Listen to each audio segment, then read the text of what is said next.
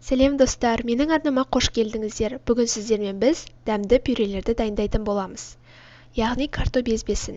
Ең алдымен қайнап тұрған ыстық суға картоптарымызды саламыз. Су міндетті түрде қайнап тұрған болуы тиіс. Содан соң қақпағын жауып, 30 минут көлемінде баяу отта пісіретін боламыз. Содан соң картоптың суын төгіп тастаймыз, бірақ түбінде кішкене су қалдырамыз. Бұл бізге езу үшін қажет болады. Содан соң бір шай қасықтай сары майды саламыз. Содан соң 2-3 ас қасық майонез немесе қаймақты қосамыз.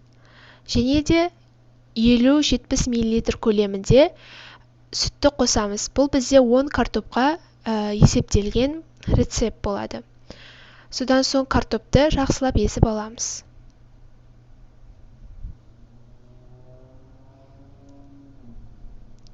Бізде осындай пюрелер шықты. Соңында ғана тұзды қосып, жақсылап араластырып аламыз. Дәміне қарай тұзыңызды қоса беруіңізге болады.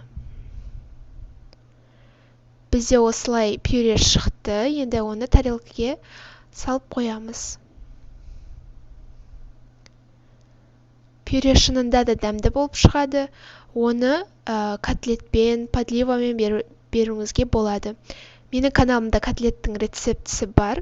Оны да қарауыңызға болады.